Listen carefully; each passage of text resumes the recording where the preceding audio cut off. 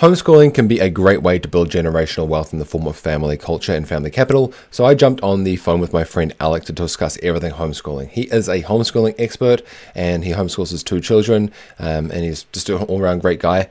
Now, we covered subjects such as how anybody can start homeschooling, what to do on a two-income household, how long homeschooling takes, the average family versus the traditional school system, what elite families do and how we can replicate that or even beat that with homeschooling. And we also talked about how to educate your children in such a way that they will grow up to become very competent and capable heirs. And just one more thing before we begin, go down to the description and check out Alec's father-son journal. It's a great resource for any man trying to build a strong relationship with his boy. We all know more and more demands being put on us. We have work obligations, there's school that gets in the way, there's lots of things that are just constantly bombarding us and trying to take us away from our families. Alec's father-son journal is an excellent way to rekindle that relationship and help your son grow to be a strong man. So again, link in the description for that. And with all that said, let's get into the video.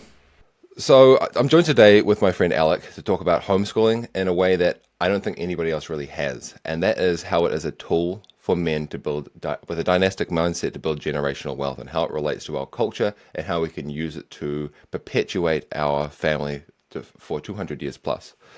We had a few difficulties this morning, didn't we, Alec? But we're here now and we're ready to go. So why don't you start by telling us a little bit about yourself?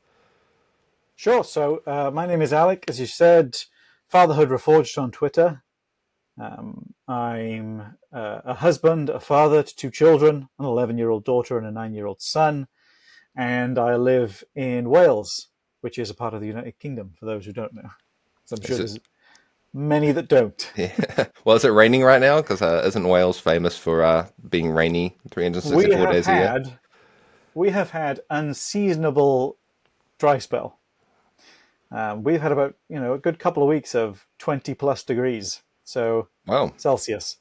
that's warm for you So guys, that's isn't really it? good. It's really great. Yes. So we are a homeschooling family.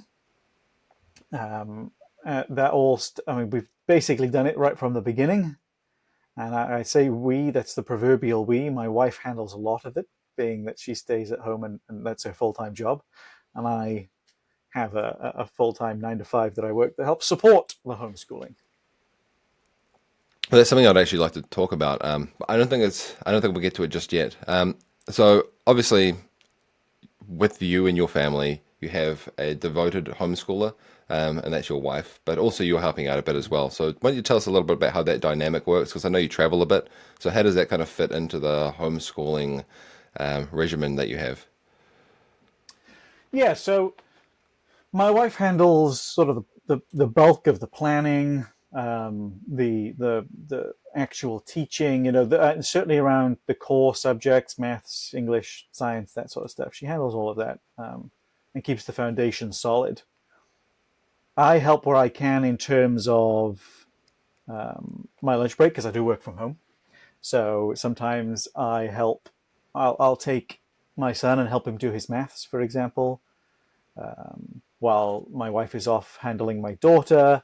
Um, or I'll do something after work, or I'll. My son is. I'm involved in my kids' extracurricular stuff, and my wife doesn't handle any of that. Okay. So that's my area, and so even when they're outside of their classes, particularly my son, we do a lot of work around the classes in terms of reading up, practicing, developing the skills needed for them to be able to excel in those extracurricular stuff.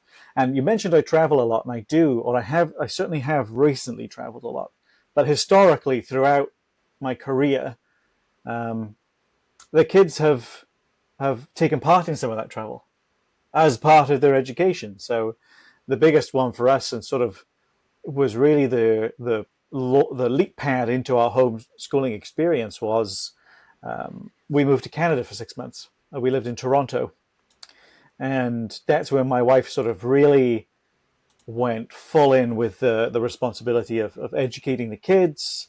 And it's a story I always tell, and it's a story that's near and dear to me in a homeschooling journey, because I always tell people, I fell in love with my wife all over again, because it was like something clicked. She took full responsibility for the education of the children, because we were something like 6,000 kilometers away from all friends and family and every person we'd ever known in the middle of a city that we'd never been to before, on a continent we'd never visited before.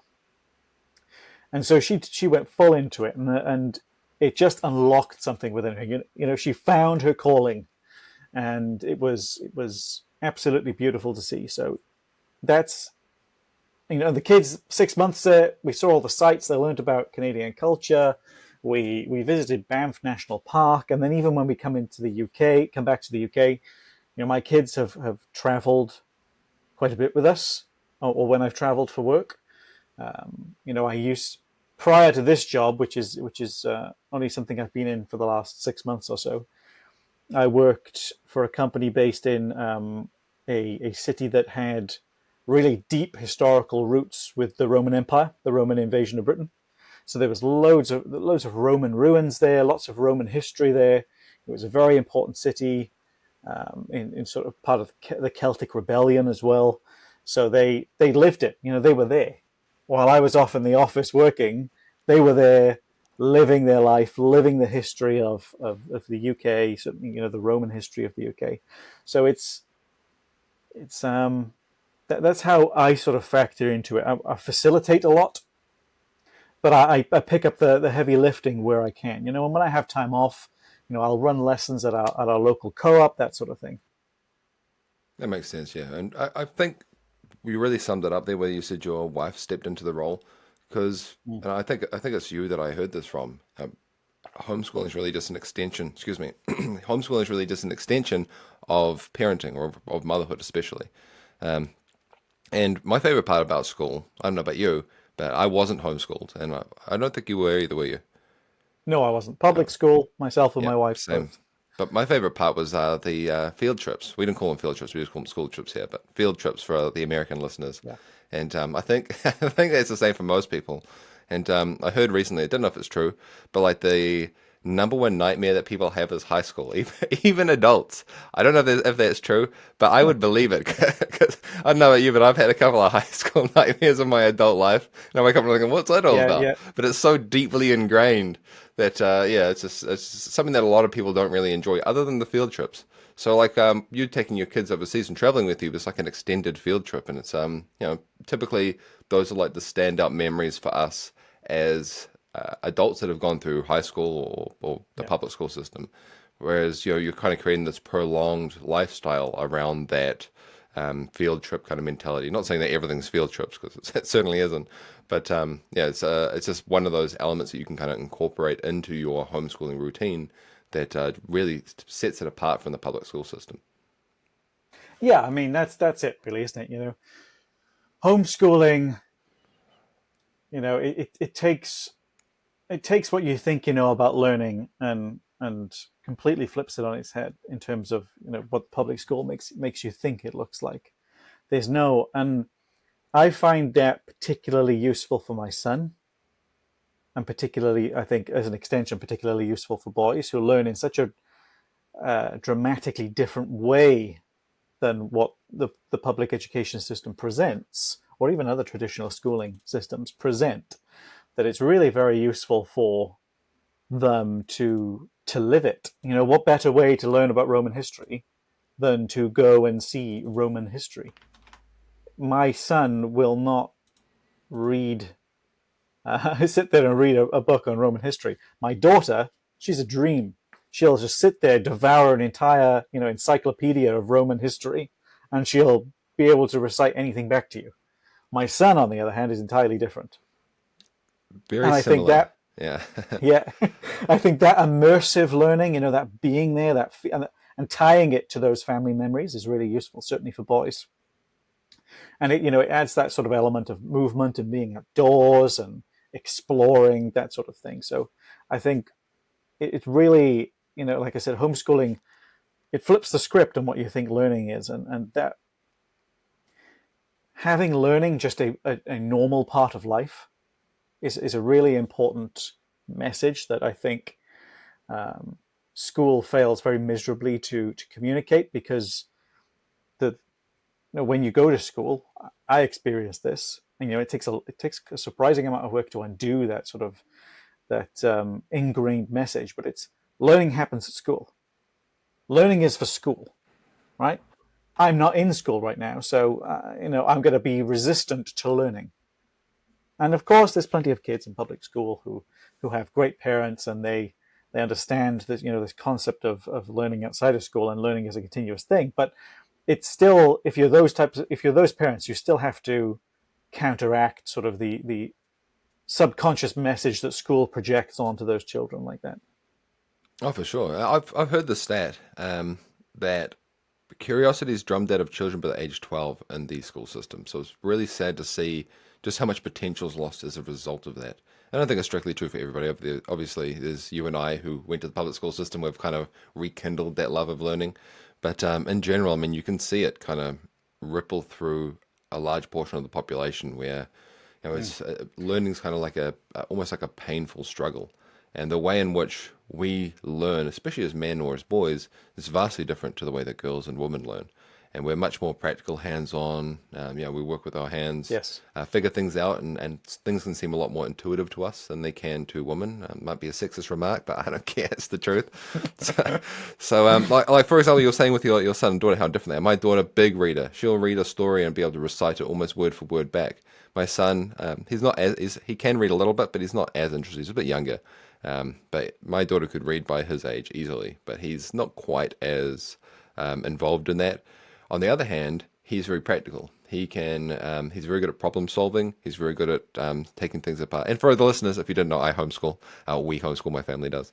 Yep. Should have prefaced with that. But he's very practical, hands-on. So we had this point where we wanted to use some baking soda. I can't remember what it was for, like baking or something like that. And there was none left in the house because my son had taken all the baking soda and the vinegar and decided to make a whole bunch of volcanoes. So there were all these scars across our lawn from all these little volcano experiments that he'd done.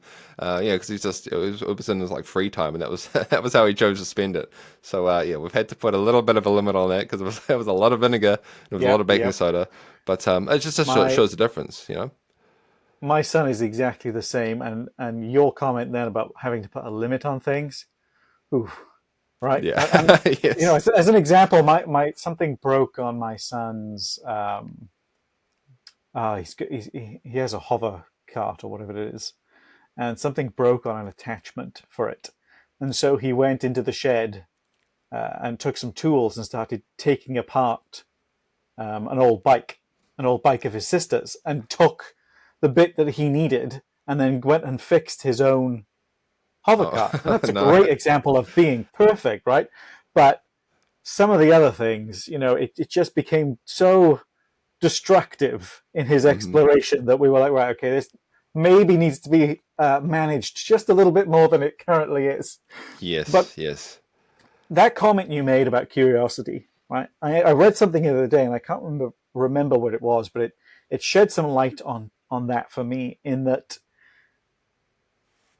in the school system, asking questions is seen as an inconvenience. Very Okay, true. great. You ask one question, and the teacher might be like, "Great, ask me a question, I'll answer it for you." But how about you start asking 3, 4 questions, and how about ones that are not that are relevant to the subject, but not relevant to the lesson the teacher is trying to teach? Then you become quite a significant inconvenience to the teacher, who has, realistically, also through no fault of their own, they have a finite time to communicate a specific set of information to a large number of children, right? So even if they were a great teacher, they don't have the capacity to entertain you exploring that concept to its fullest. And so what do you learn? Asking questions, being curious is an inconvenience. It's a waste of time. It's detrimental to other people. And so what happens then? The curiosity diminishes. You don't want to be a burden. You think you fear, and of course there's the whole fear of feeling stupid as well. Oh yeah, for sure. And it's also an environmental thing in the classroom. It's the culture of the classroom is dependent on 29 strangers, children, and then the teacher, who, as far as the family is concerned, is effectively a stranger as well. It's not like it's a family friend or something teaching them. It's a stranger effectively. So it's and they say They, the ever present and always elusive they, say that you're the product of the five people you spend the most time with. Well, if you want your child to be part of the family and absorb the culture and maybe not be exactly like you, because I see some of myself and my son, and I don't like what I see sometimes. But like we want to bring our children into our culture, and that's a really important element of of dynasty building, of creating generational wealth, and making sure that a family sticks together. And homeschooling is a really good tool to help with that culture because instead of spending time with 29 strangers, they're spending time with the family. And obviously, there's going to be other people that come into that, but you're able to curate that a bit more as well. So I think as a tool for dynasties or men with dynastic ambitions, homeschooling is almost essential. And we'll get into that in a little bit. But can we talk about some things that we can do as homeschoolers, or not for that matter, that we can kind of bring to a family culture that are tools from homeschooling? No, this is a long question. Bear with me. But Yeah. that we can use to help cement and reinforce our culture as as men and as people who want to try and keep our family close together. Yeah, I think one of the big lessons you learn as a there's two big lessons, right, that you learn as a homeschooling family, both parents and kids. It's a lesson you all learn together, right? One is a healthy distrust for the government. I think that's always great. Yeah. It's always a great thing to have, right? Yes. A healthy level of distrust for the government.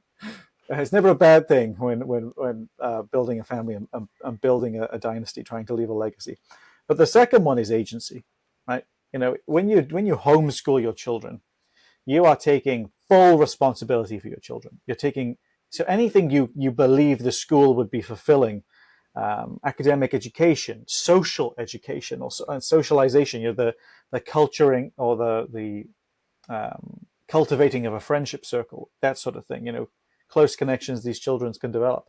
You now have to take responsibility for all of that, right? And your kids do too, right? And so my kids are 11 and 9, as I said at the beginning, so they're older now. And the message I try to communicate to them is, look, we are a homeschooling family. In order to be a homeschooling family, we all need to be pulling our weight in this house, in the running of this house, in working together as a family. We very much communicate to our children, like, your education, your mother is your teacher, and predominantly she will sit down and she will plan in the night for your lessons. She will help facilitate your learning, but you are responsible for it. You're responsible for how you turn up. You're responsible for how you decide to approach these lessons.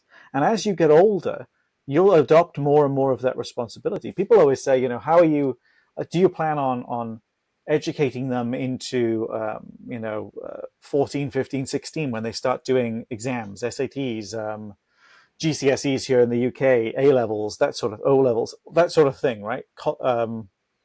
High school level education. And it's a yes and no answer, because no, I don't intend to put them into public school. But so yes, we intend to still homeschool, but no, I don't intend to be their teacher anymore.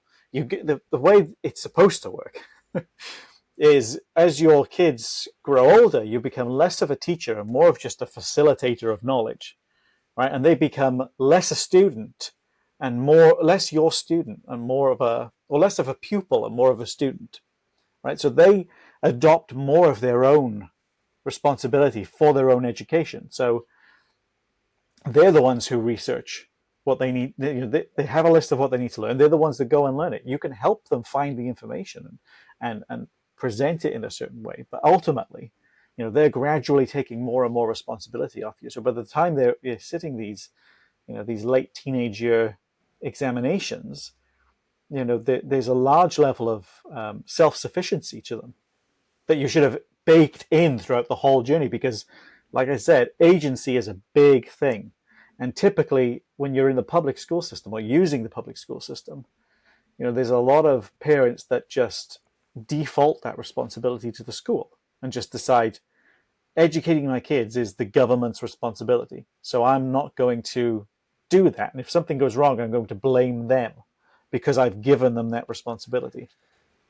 Well, it's like a two-way street. It's responsibility on all parties, and that really summarizes a lot of the philosophy around not only family culture but homeschooling as well. And that's why they gel together so intrinsically, I suppose. They're the responsibility and that sense of ownership is incredibly important, especially for kids. Like you look at young kids, if you ask them to help with the groceries, they really enjoy it. They see it as like an activity where they're taking ownership and they're responsible and they enjoy that. But as they get older, especially as they go to school, they kind of reject that responsibility and that workload. So by bringing that in and incorporating it so profoundly into your culture, it really makes that the sense of ownership flourish. And one word that I really like to use a lot in our house is the word ours. So we say it's our house, it's our dog, it's our food, it's our garden. And that gives the children a sense of ownership as well and responsibility over that. Now, I'm not perfect at it, obviously. There's some, there's still work to do. And I think that's just true for anyone, really. There's always areas we can Yep. improve in. So, in terms of with the people that you've worked with and the people that you know that homeschool, what are some kind of hang up areas where you think that um, people could use the most improvement in order to get better results with their homeschooling journey? Right. I think, I quite like, or we're big fans of sort of the classical model of education here in our house, right? And I think there's a very real percentage of the homeschooling population that I feel almost go too far in their rebellion of the status quo, right? And Hmm. so I think Yes. some of the term here in the UK, and I believe the definitions are different globally, right? But the term here is unschooling, and Hmm. that's essentially they reject the public school system so intrinsically that they actually go way far off the deep end. Yes. And I know there's many people in the UK community that don't ever teach their children to read because they believe, well, their children will learn to read naturally, Yeah, through right, through osmosis, like road a plant or signs. something. And Yeah. yeah, and then I counter that with saying, well, actually, when we teach our children to read, we open the world to them.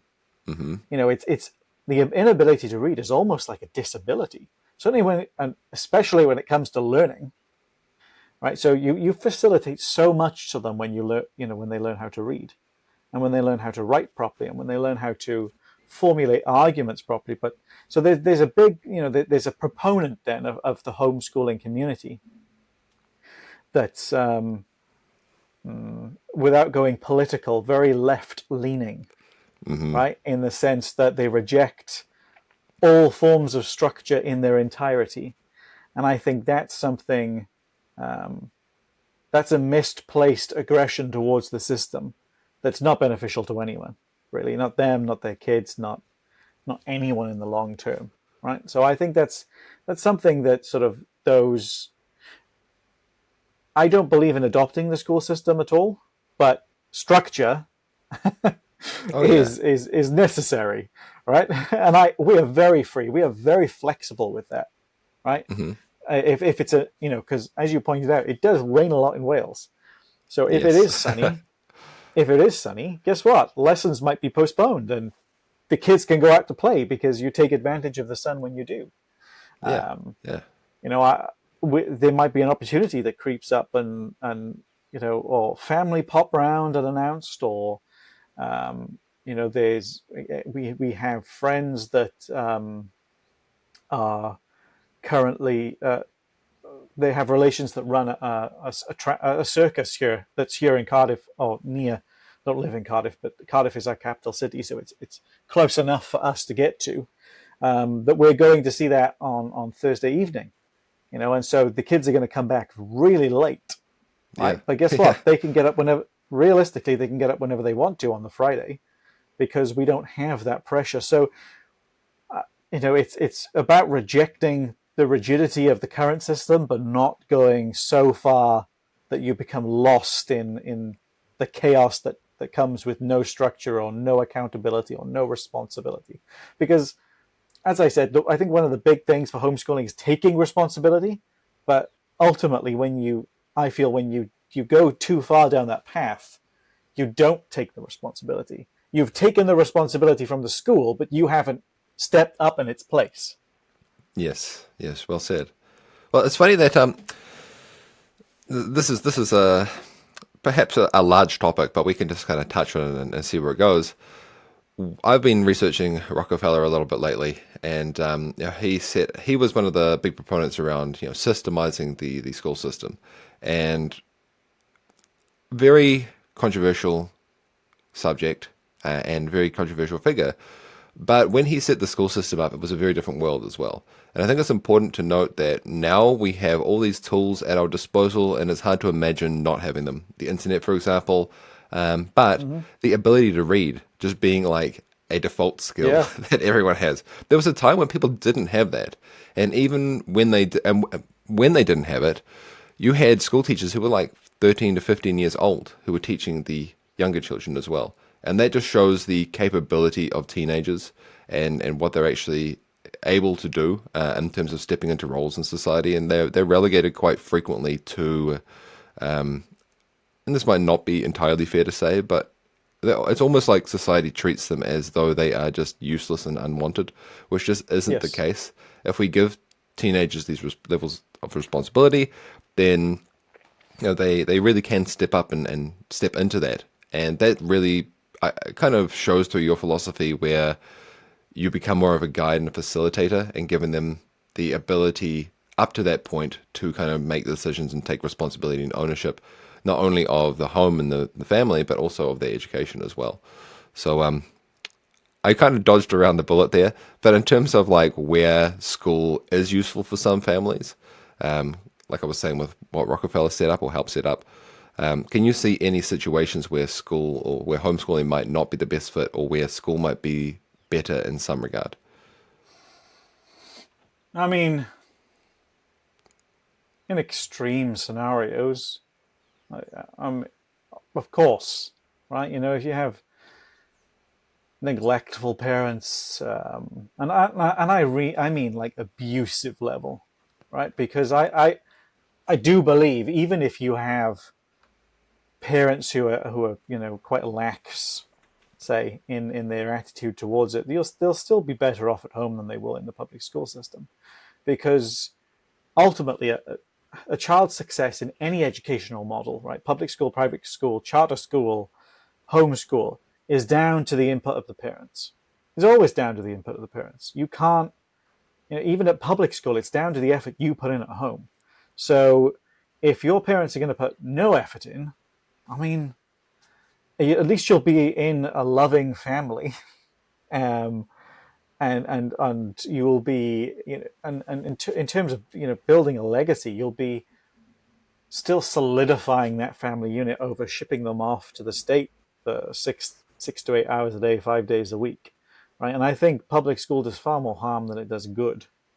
Generally, I mean, we can talk, like I said, we can talk extremes, but I mean, that's an argument in and of itself again into whether we should be discussing extremes. Of course, I think if a child is suffering with abusive parents, the school system is better than them homeschooling. But then you'd never be in that scenario, because abusive parents would really never want to homeschool, because they don't like their children. They don't want to be around their children, right? So Even if they are going to the public school, they still have to go home again as well. That's the thing. yeah, It's not yeah, like that takes exactly. full responsibility of them. So, yeah, I suppose. Well, what I'm kind of building up to is: do you think that the philosophy around the education system kind of being essential to bring the general intellect of people up in the world? So, going from maybe knowing one or two letters or how to write your own name and not being able to read, to the point now we can read pretty much universally. Maybe not every single person in the world, but pretty much universally people can read. Do you think we've kind of superseded the education system at this point? And if we take that ownership and take that responsibility, we could potentially, maybe not entirely, but potentially do away with a lot of the education system in general. Yeah, yeah. I think the point where we've sort of outgrown the education system, because that's one thing. If we're talking Rockefeller, when he championed the public education system, right? If we fast forward to now, the education system's not all that much different. When you think of how much every other facet of life has changed, medicine, transport, technology, the internet, the availability of information, they've changed dramatically. The education system, not so much. So I think we've certainly outgrown any perceived benefit that we could have got from the installation of the public education system. Now, that's a general rule, but I think that the underlying issue to that is a cultural and spiritual problem.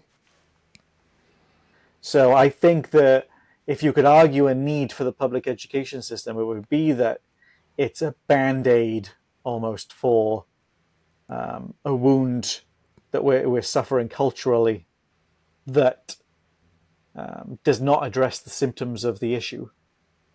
And maybe there's no real way to ever address that. But that's a much deeper conversation. I think people are lacking in a lot of areas. And I'm not trying to say get on my high horse or anything. I've got personally always believe I have a lot of work to do in myself and leading my family and being a better person. But I think there's a lot of people, we live in a culture, a society that is very keen to abdicate responsibility. It actively encourages the abdication of responsibility. The pursuit of comfort is held higher than any other pursuit. The ultimate. Why do you get the fancy job? So you can get a nice house and a nice car and not have to grind as hard anywhere else. How much of the percentage of the population is obese? We're always told today anyway that comfort is king, that serving yourself or the needs of yourself is to be held above most other things. So I know I've given you an equally fluid answer to your very loose question, but I think it's a subject for an entire debate, an hour's worth of podcast content, just trying to answer that one question, and what the root causes of our societal malaise then is. Well, we can do another one on that. We'll go. Let's steer it back to some more tangible answers for people then. So. Yes. With homeschooling, a lot of people say you can do the whole, a school equivalent's worth of education in 1 to 2 hours, depending on the child per day. Might vary, might be a little bit more, might be a little bit less for some family, but that does leave, if true, depending on your circumstances, that leaves a lot of time to invest into your children in other ways. One of those ways being developing unique skills or helping them build up their repertoire of advanced knowledge. So what are some maybe unique things that you could teach your children with homeschooling that the public education system just never could?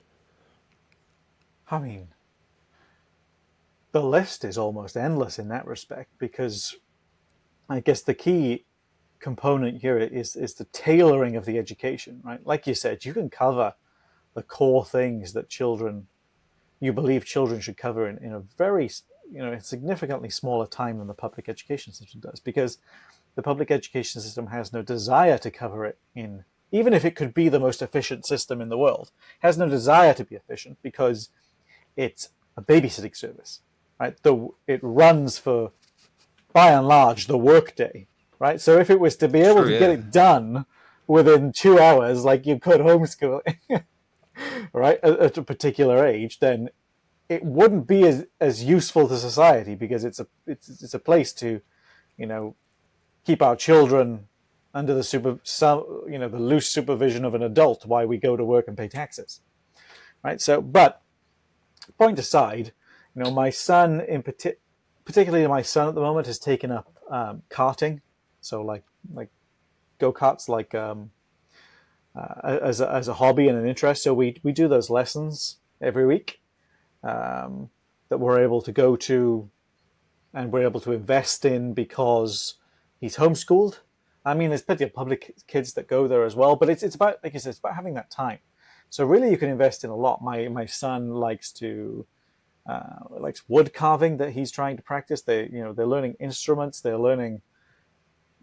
I mean, they're all skills you can learn whilst using the public education system. But I think the important caveat or the important difference is, firstly, your kids have more time, but also they have more energy, right? They have more energy to do these things because they're not spent all this time in a almost quite a high stress environment, putting on this face, putting on this, trying to squash their behavior into this one accepted model that is allowed to be presented in the school system. So the list is endless, as you can teach them whatever you want ultimately, but you have the space, the time, and the capacity and the resource to do so, much more so than you would in the public education system. So not only can you learn things quicker or more efficiently because you have more time, but you can learn a greater breadth of things. And I think one of the key things is you have the capacity to pursue their interests. Right? So Yeah, if you think, I think that's a really good point. Being able to make things based around their interests. I think that kind of summarizes the ability to teach them more in-depth things. So, can you give me like an example then? Just sticking with what you're saying. Sorry to cut you off there, but can you give me an example there? How you have leveraged your children's interests in order to teach them something. yeah, I mean, Dungeons and Dragons is a big one for us. Yeah, We've been, awesome. I used to regularly run a game for maybe about part of 2 years, right? And that, I always tell this story, but that really helped.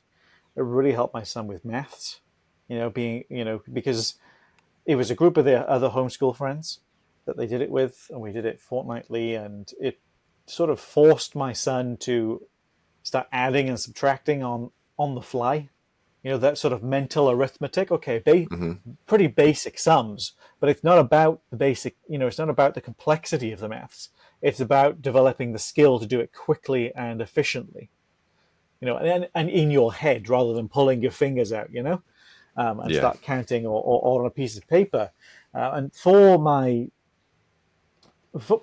my son and my daughter, it also really encouraged their creative writing skills, right? Because I got them. They were really invested in their characters. I got them to write backstories for them.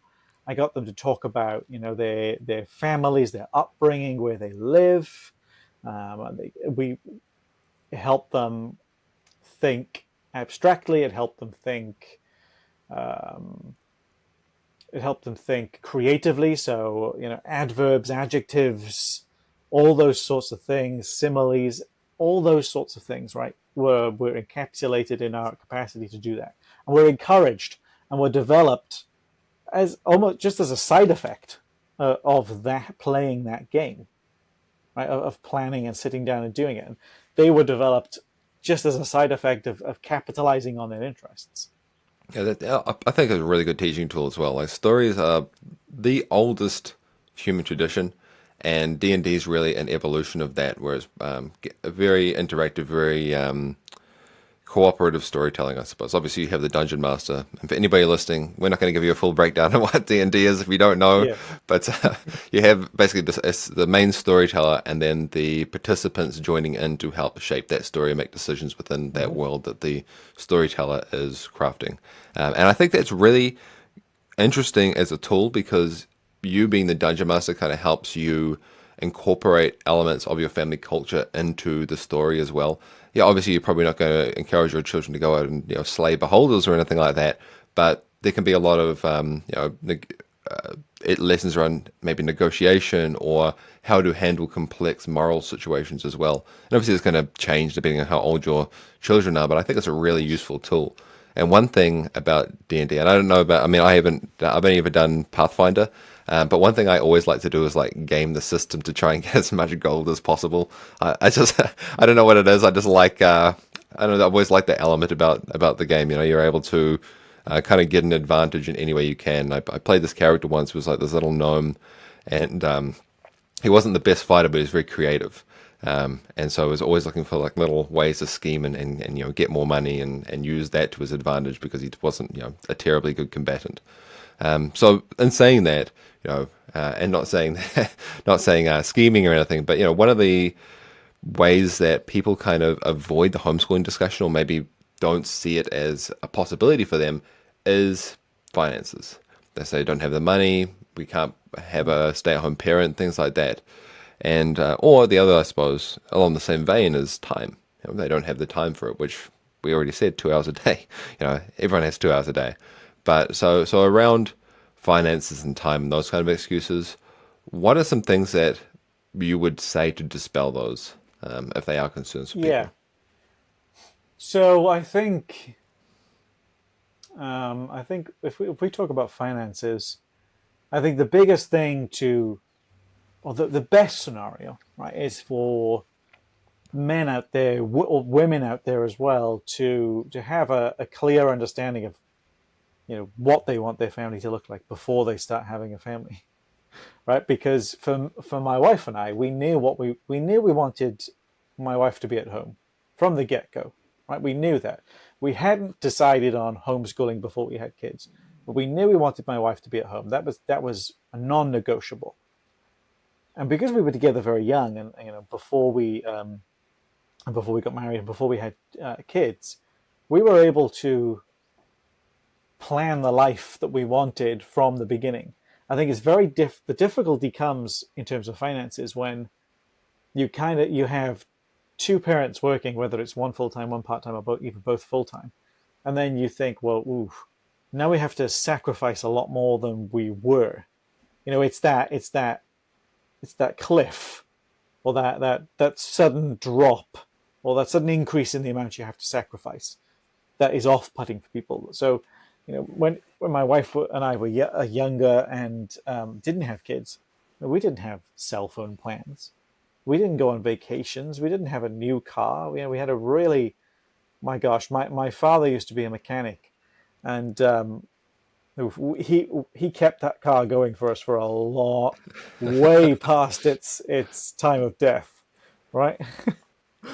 We it was just the life we led because we didn't want, we never wanted the indulgent life that we could have had because we were building towards this. So that's the best scenario because it's less of a sting, right? It's less off-putting.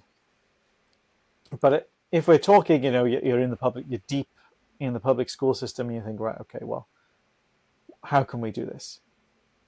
I always ask people to reflect on, I mean, two things really. The first is, this is for your kids, right? This isn't just another educational choice, right? It's not, oh, should we homeschool or should we public school? Homeschooling radically changes your childhood, right? In my opinion, it gifts them their childhood back because they're not spending 6 hours minimum a day, 5 days a week in a classroom. They now have the capacity to live their life. How many adults complain about being stuck in their 9 to 5? Well, that's your kids' 9 to 5, right? So it's always remember: do you want your kids to have you and your kids to have the newest iPhones, or do you want them to to get out of the public school system? And I know that's kind of maybe an exaggeration. It's not going to be for some families, but others it really is genuinely. How are you going to cut back? How can you financially plan for this? How are you going to cut back to be able to afford this? Because this is a big deal. Like I said, I don't believe it's just, oh, well, how should we educate our kids? That's for me. That's, oh, should we do it private? Should we do it public? Should we do it charter? Should this be a religious school? This is completely changing the trajectory of your family, and with that will always come sacrifice. whenever you undertake a decision to build your legacy, this decision will impact generations to come, and so it will be a sacrifice, even if it's a sacrifice for my wife and I in time, in money. My wife could have a salary that could be contributing to the household, but instead we've chosen to invest that not in obtaining more financial equity, but building the culture we want at home to last generations. So the finance thing is really, it's going to be individual, but I think it's really about perspective. And the other side to that is, or the other piece to that argument is, it's about 15,000 or 16,000 hours your kids spend in the public education system, right? And this is perhaps the most compelling argument I can ever make for homeschooling, is when you're on your deathbed, right? When you are on your deathbed, and God comes to you and says, "Look, I can turn the clock back a bit." Do you stop and you think to yourself, "Well, yeah, do I want my kids in school, or do I want to spend 16,000 hours more with my children? Do I want to sacrifice 16,000 hours with my children? So, and even if that's, the dad's not going to spend the full 16,000 hours, but the mom will. And there's families out there where the dad homeschools full time and the mother earns a salary. Much rarer, but there are families out there that do that. But if you could gift 16,000 hours back, with your children, surely you'd take it. Surely you wouldn't turn back the clock and be like, "Yep, stick them in school." Surely you'd be like, "Well, I want 16,000 hours more with my family, with my kids." How many parents say, "Oh, I wish I had kids sooner," when they're in their late 30s, early 40s, and they go, if I had my kids 10 years ago, I'd have 10 more years with my kids. Yeah. Yeah. Well, And it's a lifestyle choice. It's down to how you want to build your life around your children and not your children around your life. And yeah. that's a 16,000 hour trade and it is a trade for what? For luxuries? Is that really worth it? Is it worth having a newer car or a bigger house or whatever it might be? Is that time with your children worth it? I would like to think that most people would say no. But yet people make that decision. Said, on your deathbed, I don't think many people are going to go back and say, "Yeah, I'll take the car." Yeah, very true, very true. And well, the thing is that same frugality around making those sacrifices, if you can even call them that, sacrifices around luxuries, in order to spend some time with your children. That same frugality or that frugal mindset is present in every builder of dynasties, whether it's Rockefeller, who was very frugal, arguably the Vanderbilt dynasty isn't technically a dynasty anymore, but even he was quite frugal. It was his kids who weren't. They basically brought on the Gilded Age. That's a whole other subject. But if you look at the people that came before those who we often see as big successes, and another controversial, pretty much every dynasty build is controversial, but we look at the Trump family. Trump, very lavish, very, maybe bringing on the second Gilded Age in and of himself, just with that home he has in Florida. Absolutely, I don't know if you've seen it. Maybe look it up after this. Is absolutely excessive. But before him, his father, very frugal man. And it was that frugality that built that mindset within Trump in order for him to achieve that success. And the same with like Rockefeller, his son was able to continue on building upon what he laid because of that frugality. So if our interest is in building lasting legacies and creating generational wealth, that frugality is the exact mindset we need to adopt. It's not actually about that money. It's about educating our children around it. And if it's stewarding a slightly smaller fortune with stronger family values, that vastly outweighs having a new car and nothing and no real connection with your children. I think you made an excellent point that it's not even about money. It's about the trade. Because what are you trading? Are you going to trade more time with your kids for the newer car? Because that's not how you build the legacy, right? It's if you want to build a dynasty, if you want to build a legacy that lasts generations, you don't think to yourself, well, the nice cars would be nice, or I don't want to make that trade. I don't want to trade more time with my family, building my family culture for the new car. And I think when we look at building dynasties and building legacy, I tweeted something years ago, right? And this sounds almost boastful, right? But it goes around Instagram and Facebook all the time, right? It's like peaks and troughs. But it's public, homeschooling is an extension of the family, and public schooling is an extension of the state, right? And so when you be talking about legacy, and you made the comment earlier about being a combination of the top 5 people you spend the most time with. But when we're looking at homeschooling and we're looking at public education in terms of building a legacy, I always tell people, I'm not going to leave the state influence my legacy, because that's what you're doing. You're sending your children off to have their minds and hearts and souls shaped by the state. And I am a firm believer in what education really means. It's not just the transfer of knowledge, right? It's the transfer of knowledge, values, and virtues. And whenever you transfer knowledge, you're always transferring the other two. You can't separate them.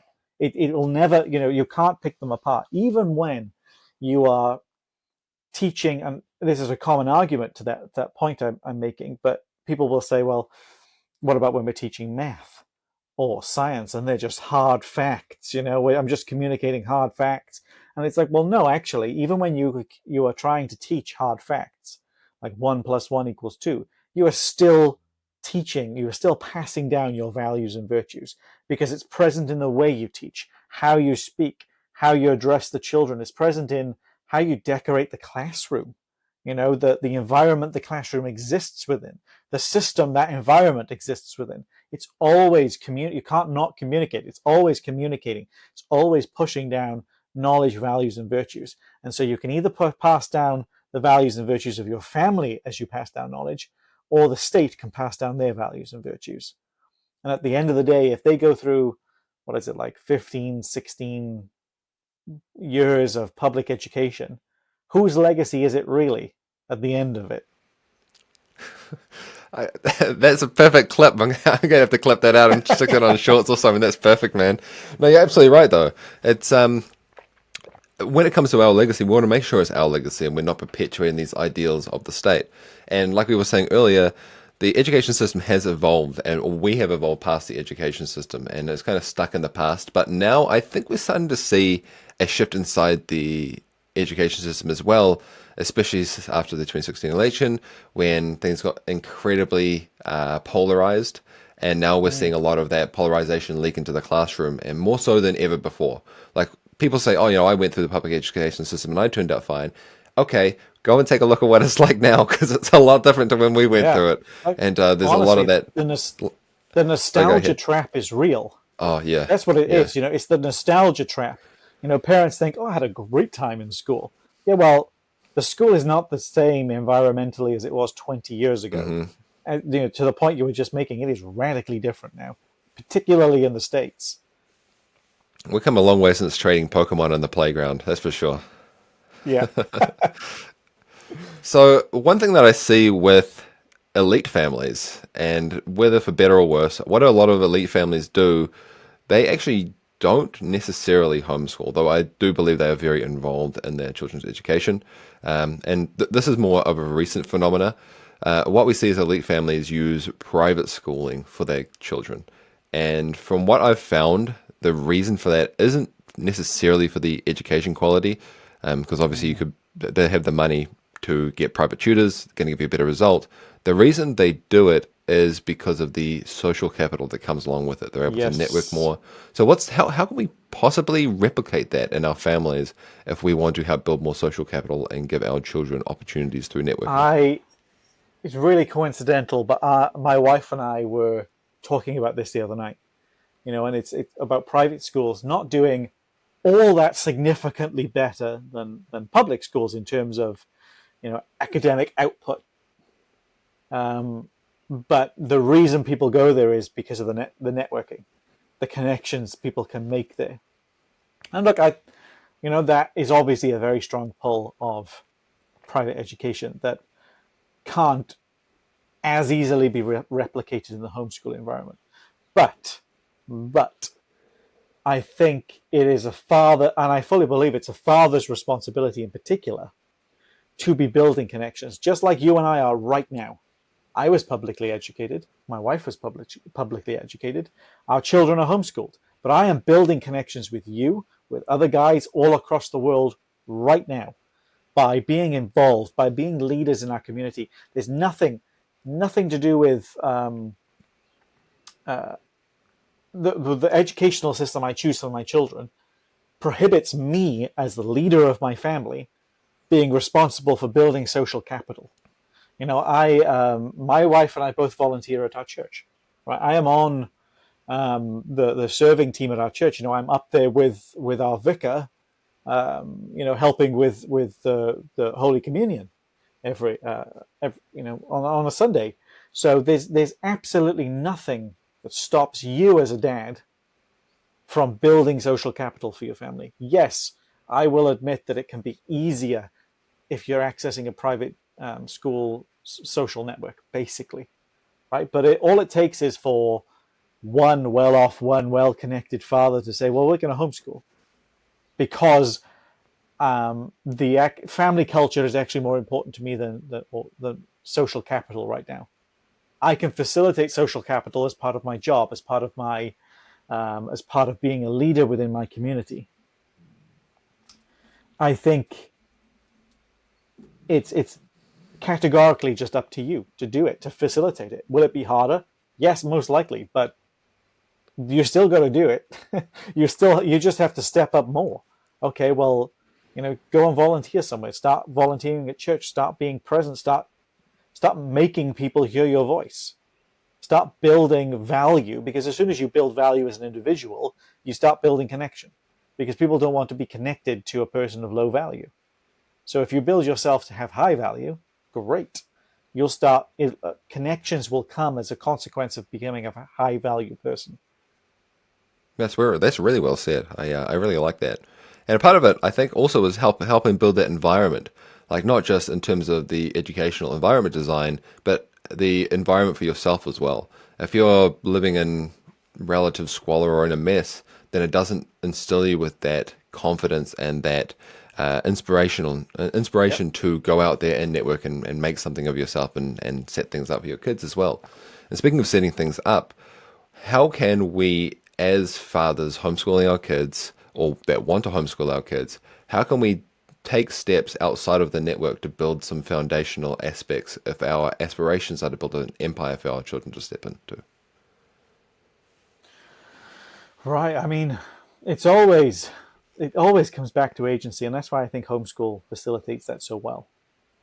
Right. It's about taking steps to have more agency in your life. Facilitating your family culture is one of those things. Making sure you are, a leader in your home is very important. Like all these things for me come as a side effect of homeschooling. I think a big thing a big thing the public school system in particular encourages, intentionally or not, is sort of this. It sort of drives a wedge between parent and child and usurps the parental authority. And so what happens is parents tend to then default to the authority of the school. And so what happens then? The people that are supposed to be following you, i.e. your kids, they also then default to the authority of the school because they see you doing it. So it's really about, I think, being aware is a big proponent of it. Being conscious with your decisions and the messaging you're communicating to your children, even if your children are in public school, right? So that's the trap. The trap is a lack of awareness, really, a lack of consciousness about how you act in your day to day. So that defaulting to the school's authority, that happens because of a lapse in consciousness, almost a lapse in intentionality. If you're building a dynasty, if you're building a legacy, they don't come. Legacy builders, a legacy doesn't build itself. They don't come to people who are not in charge of their lives, not in control of their lives. And so taking steps to facilitate that, self-employment is a big one, right? I mean, I'm not self-employed, but in that light, it's taking more agency back into your life. And so you have this, homeschooling, self-employment. It's about being. It's not about not being dependent on people, because we'll always be dependent on people. It's about being dependent on the right people, I guess, and making sure you're not becoming dependent on the wrong people, or the wrong systems, like the public education system. Because I mean, if you are a man, a father, a leader in your home who is dependent on the public education system, not really going to build much of a legacy. Very At true. least from my perspective. I like to call it interdependence. So we have interdependence on our family and on our community and things like that, but we don't want to be dependent on things that kind of Yes. shackle us, in a sense. And I think that's a really good way to lay that foundation if we want our children to come into the family enterprise, or we want to bring our children, like eventually hand our wealth to our children as well. It's about that agency, and it's about that interdependence and not the independence or codependence or dependence. I think all three of those could be a trap. We're coming up in the hour now, and I want to end this with a lightning round. So quick answers from you. No overthinking allowed. Just the first thing that comes to mind when I say it, all right? No long answers either. I know both of us can be very Yep. verbose. Go for it. So Go for let's it. just lightning, right? So what's the worst myth about homeschoolers? Socialization. What's one book every homeschool dad should read? Oh gosh. Keeping it brief. The War Against Boys is a great book. I'm reading at the moment, but also I think books about leadership, personally, are help with the homeschooling. Endurance is a really good one. I'm about to, I'm about to, I'm about to turn this off the lightning round and Step into the breaking the thunder rules. round. Hang on a second. Yeah, okay. What's the best age to start homeschooling? Birth. What? Okay, yep. I actually strongly agree. That was not exactly the age I thought you were going to say 5. But okay, and what's the most underrated homeschool activity? Read alouds. Can you wait? What are read alouds? You just Oh, I mean, just elaborate on reading. that a bit. Reading aloud to your children. Oh, okay, right, right. Reading a novel together. That's perfect. What's one novel you'd recommend then? Ooh, King Arthur's a great one. My son loved it. Um, my wife is currently reading Carrie's War. That's a great one. Now the Chronicles of Narnia. They're also great. Okay, yeah, lots of good values in that one too. I'm not the biggest Narnia fan, but I have read the first one and like the fifth one or something. Let's close this out with one final question, one good takeaway, potentially good takeaway. It depends on your answer, but one takeaway for dads who are unsure. They're kind of on the fence and they want to build generational wealth. They want to raise strong kids and they want to have a legacy family, but they don't really know where to start. What's one thing you would tell him about homeschooling to encourage him down that path? Um, Homeschooling for me, this ties into how how I've been, why I talk about it so much. Homeschooling is legacy. It's the gift of giving them their childhood back. It's the reclamation of fatherhood, the restoration of motherhood. I fully believe that homeschooling is fundamental in the ability to restore the faults of society. Right? And I think it's our obligation to do those things. I don't think the societal restoration can occur without it. I'm not saying everyone needs to do it, but it needs to happen. And that's because ultimately, at its heart, it's all about family. Right? It's all about family. And when we go back to being all about family, family is the building block of a society.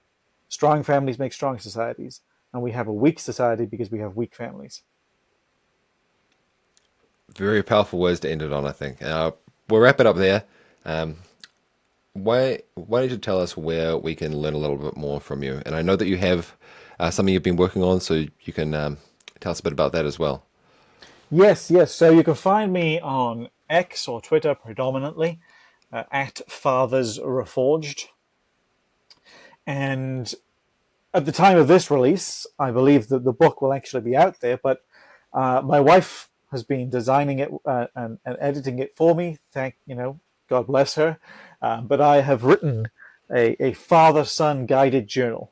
Right? It is a curriculum for helping dads guide their boys into men. It's not going to make your son a man. It's a tool for you. It's a curriculum. It's not your average father-son journal, right? It is a weapon in the war against the feminization of our boys, right? And it is something I've poured my heart and soul into, and it's because I fully believe in it. And I think, the feminization of our boys, the lack of intentional transformation from boyhood into manhood is severely impacting our society. Not just boys, but across everyone, across the population. It's affecting men, women, children, everywhere. And so that will be out by the time this airs. So I'll make sure Ben puts a link. Definitely. There'll be a link in the description. Don't worry. But yeah, you can. I'm loosely on Instagram from time to time, but predominantly X and Twitter is where you'll find me. I talk about fatherhood. I talk about legacy. I talk about homeschooling. I talk about raising boys, and marriage and everything in between. So if you want more content on that, please drop me a follow. Feel free to drop me a DM. Happy to talk about any of those topics. For sure, man. There'll be a link to Alec's profiles in the description of this video. And so thanks, Alec. It's been a really good conversation. We only just touched the immense compendium of topics I had here today. So I think we'll have to do this again and maybe dive into some of the points that we didn't want to dive into. We want to keep this a podcast or an episode and not a rant. So. Yeah, or we could make it turn into a running narrative. If we could just be voices in your head 24/7, if you like. if we get into too many of these topics, so we'll tackle them piecemeal, I think. So thanks again, Alec. Thank you so much for inviting me on. It's always a pleasure to talk, Ben, and it's always a pleasure to bash the public school system and promote homeschooling. Yeah. Yep, not biased at all. No, I really enjoyed talking to you, Alec, and thanks again for your time today, and thanks to the listeners as well for sticking it out, and hopefully you've learned something from us, and keep an ear out for future episodes with Alec, because we've got a lot to cover.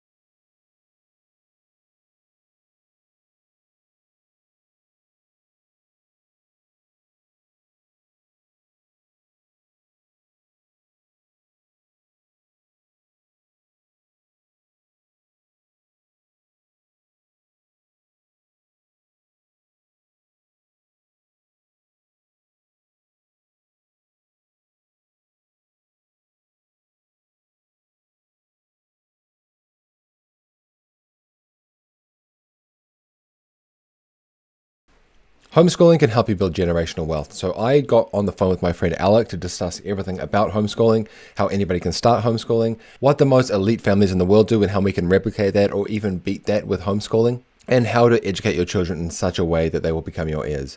So I'm not going to talk too long in this video, but I do suggest that you go down in the description and check out Alec's father-son journal. It is really well put together. And also, while you're down, you may as well like and subscribe so you don't miss any of the future content that we put together. And with all that said, let's jump into the video.